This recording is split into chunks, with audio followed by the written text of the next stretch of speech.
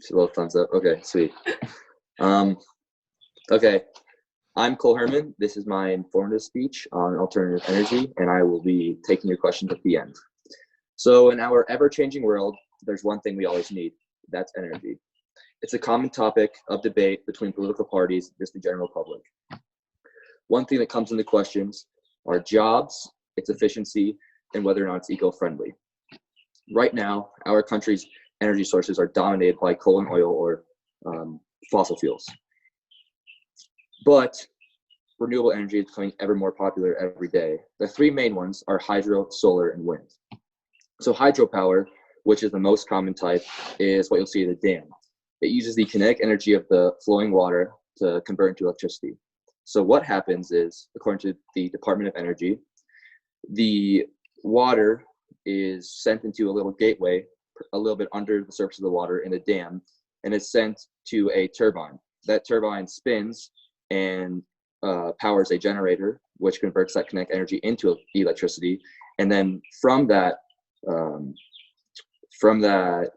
generator, it sends to a transmitter in the power room, which then transmits the energy to a electrical grid, which is either power lines or anything to direct the energy to where it needs to go. So I have a little diagram to show you what that actually looks like. So as you can see here, here's the dam, and under it is the gateway where it just controls how much water is let in.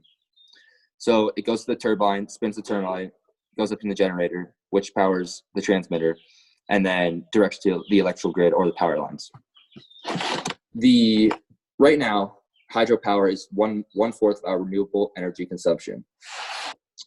According to energy.gov, it does not affect the water or the air, but it can be damaging when putting in the dam to the surrounding landscapes. So at first, when putting a dam in, you might increase water levels. So if there were any villages that were close to the water, they might have to be evacuated, or they just might have to be moved, which is not good. Or it can affect ecosystems or biosystems of animals. But still, it's still better than the average fracking or something like that. Right now, hydropower employs 300,000 people across the country. The second main renewable energy is solar, which you guys probably see around houses sometimes on solar panels or anything like that. There are three ways to harness the sun's energy, the main one being photovoltaic or PV. So the way PV works is it takes the photovoltaic cells from the sun, brings in the solar panel, directs it to direct energy, which then in turn goes to a transmitter, changes into alternating current, and is then sent to either power lines or to power our house. So I'll show you a diagram that shows that. So that's right here, if you can see it. Sorry, it's not too great. So you can see here, the sunlight photons go into the solar panel, which then goes in direct current, is sent to a transmitter, which turns into alternating current, and it's either sent to a bigger electrical grid, such as power lines, something like that, or directly into your house, depending on where the solar panels are, obviously. So when looking at solar power, it's always growing. We can see it on houses or on buildings that just want to be powered more efficiently. I have a graph actually to show you just how much solar energy has skyrocketed over the last few years. I don't know if you can see it too well again, but as you can see, there's a pretty current trend of it just going straight up, especially recently. So finally, another great thing about solar energy is it does not pollute the air, water, or create greenhouse gases. It is indirectly benefiting the environment. And overall, across the country, it provides 250,000 jobs, according to the Solar Energy Foundation. Finally, the last type of renewable energy I will be talking about is wind. So I'm sure as you're driving across any stretch of boring prairie around us, you see the huge turbines across the field. So the way these works is the aerodynamic forces on the blades turn them, which in turn rotates the rotor, which is either directly connected to the generator or is connected to the generator through a small series of gears and a shaft. The generator turns and goes straight to the electrical grid, which processes the energy and sends it to wherever it needs to go. And there's a view of it right there. It has the rotation of the turbines going to the transmitter, or to the generator, to the transmitter, and then sent, dispersed to electrical grids or however else it's powering. So only problem with wind power is it's not very consistent. Although it may seem when you're driving across Wyoming that's always windy, 100 feet in the air could be a completely different story. It may not be windy at all. And it can be slightly damaging to wildlife, such as birds or even creatures on the surface, because they need to put it in and obviously make it. But again, still far less damaging than a giant coal mine or fracking. Now, it doesn't pollute the air or water, but it still can be a hazard to some ecosystems.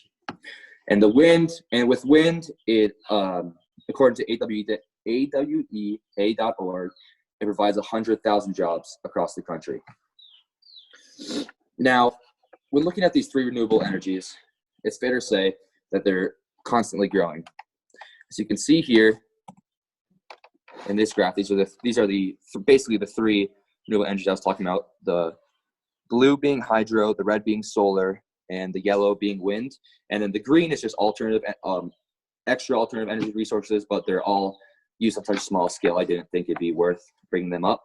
And as you can see here, they're just skyrocketing. Their use and their efficiency is finally being seen. People are using them for the benefit. So one main thing people worry about is jobs, obviously, and how coal right now, or natural or fossil fuels, employ 900,000 citizens across the U.S. But after looking at just these three sources of alternative energy, they employ 650,000 people across the U.S. and only account for about 25% of our actual energy consumption. And that's why I think that alternative energy is our future and can in turn save our lives and our earth. Thank you. I will now be taking questions. So what is the biggest downside to alternative energy?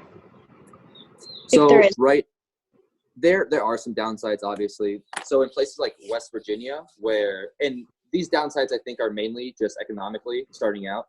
So in places like West Virginia, where there's like coal mining is such a major industry for a lot of people there, and they also don't use a lot of alternative energy there right now, you can't like employ these drastic changes right away because these families and these people will lose their jobs. So I think that's the only downside, is trying to make that transition. But I think it's an important transition that's going to happen eventually. And right now we can do a more soft transition without the effects of, let's say, climate change being more devastating. And if we wait 100 years and then are all of a sudden like, oh, we need to switch completely to alternative energy, the changes will have to be far more drastic. So yeah, I'm not answering the question too well. What do you think is the most practical alternative energy? I think that hydropower right now is the most practical, just because it can be built. I mean, dams can be absolutely massive and produce just such large quantities of power and energy. Wind is also becoming far more efficient, but like I said, it may seem windy on the ground, but where the blades actually are, it could not be windy at all. And solar still is a little expensive, but I think with just like more support and more funding, these they could be just like far more cheap and just become more like an everyday life sort of thing, and in the end can actually save you money.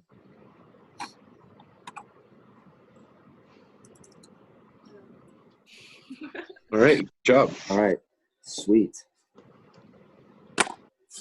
Charlie,